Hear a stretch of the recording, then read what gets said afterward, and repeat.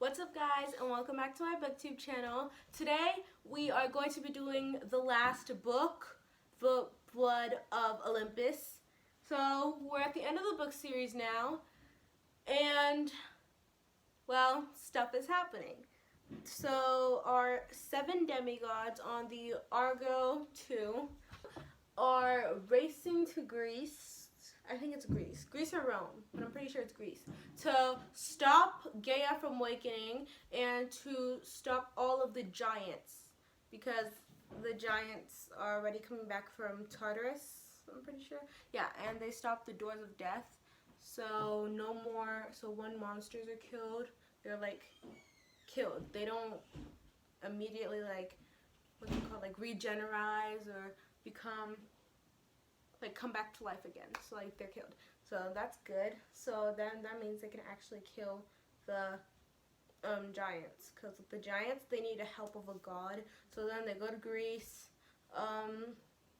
Piper and Annabeth go on this little mini quest for something, I don't know what, but with Phobos and Deimos, the gods, Eris's sons, and they're the gods of terror and fear. I don't know which one is which. I think Phobos is fear and Deimos is terror, I'm pretty sure, or vice versa, I don't know. But, and then we can really see, and then I think Phobos is fear, so he makes you see your deepest fear, something like that, and then it's in Piper's point of view. And not really Piper's point of view, because it's third person, but kind of, you get what I'm talking about. So then we get to see how Annabeth is really affected by Tartarus and all that stuff's happening, and she's very, how do I say that, well, scared, because you get to see your worst fear. We don't get to, it's kind of really sad point in the books. It's towards the beginning, and then they go back to Argo 2, and I'm just gonna say the stuff I remember, okay? I don't really remember that much from it. And when they're fighting the giants, all of the gods come, and then all the gods come down from Mount Olympus. Well, not all the gods, but the 12 Olympians come down from Mount Olympus, and then each demigod is fighting with their godly parent. And you didn't really get to see Hazel. You didn't really get to see Hazel. You didn't really get to see Hades, but every single time one of them fell, they just gobbled them up. The ground just gobbled them up. So that's basically Hades. Hades was doing that, pretty sure, because who else would be doing that anyway? So I really like that scene. It's Percy with Poseidon, and I'm pretty sure Annabeth was with Athena. I'm not really sure about that. But, and then Reyna comes back. No, Reyna doesn't come back. She gets to Argo 2, and then Nico and Reyna are starting their journey through Athena Parathos back to Camp Half-Blood, because Octavian is going to start a war on Camp Half-Blood between the Greeks and the Romans. And Octavian dies. Yeah, he does. The ballista shoots him up because he decides to be stupid. So that was his fault. Yeah, that's all. I liked it when Octavian died. Goodbye.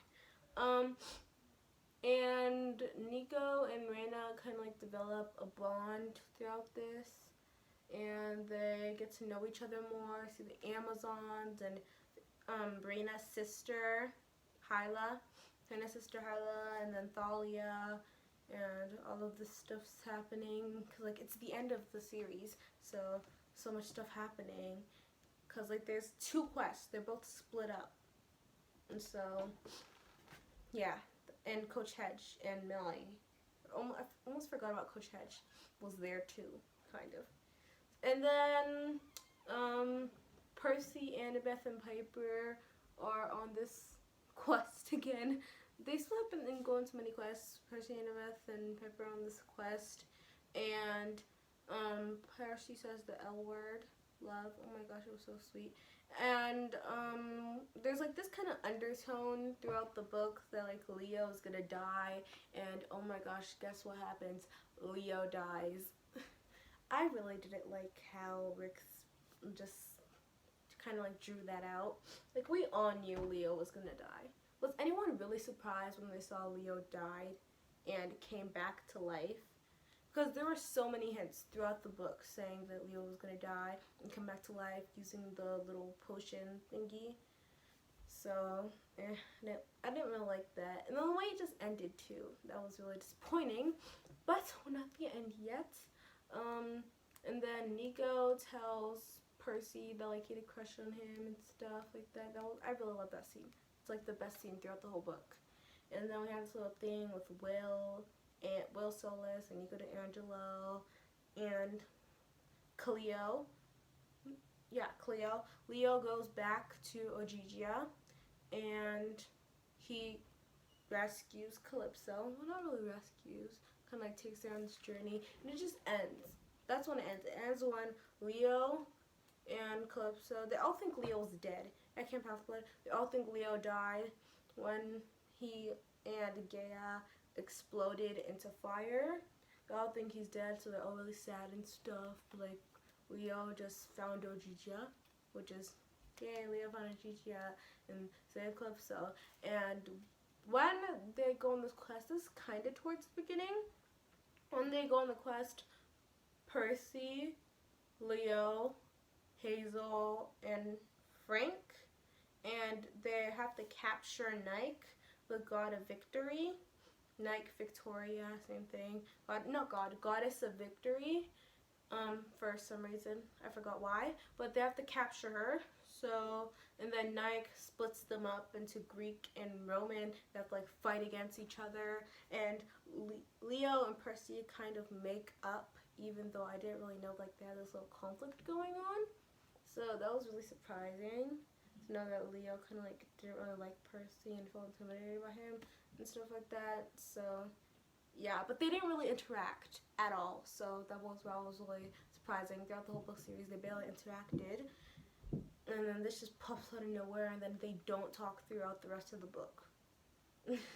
So, yeah. And then Frazel, Japer. I don't really have anything to talk about except for that, to be honest, because it really wasn't that memorable.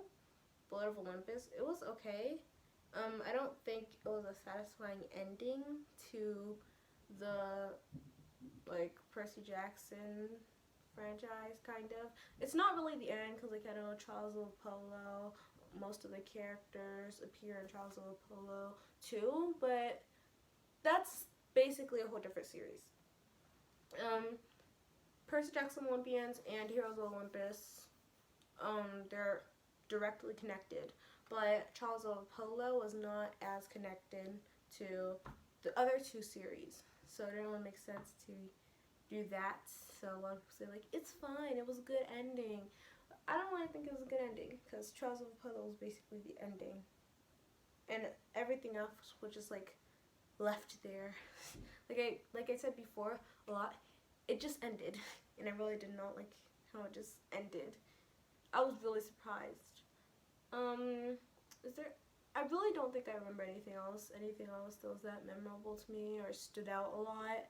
I really just like towards the end, and then when Raina talks to Piper, and Raina tells Piper what Aphrodite said, and she said that no demigod will ever bring her happiness or something like that. So basically she's just gonna remain single forever. No one will ever love her, something like that. So that was just really sad. Can't believe Aphrodite did that to Raina. that was just really sad. And then Piper felt really bad too, because who wouldn't? You can't just say something like that and expect no one to feel anything like that, because especially because she had like a crush on Jason. So when she knew that, it was just really sad for her. And Percy and Annabeth are going to college in New Rome, yay. Like I said, Cleo, Solangelo. That's all. I think that's all that not to say about the Blood of Olympus. So I love you guys. Make sure you like, subscribe, and turn on the post notifications, so whenever I post a video, you will always be notified. And make sure you guys catch me on my next video. I will see you next week. Bora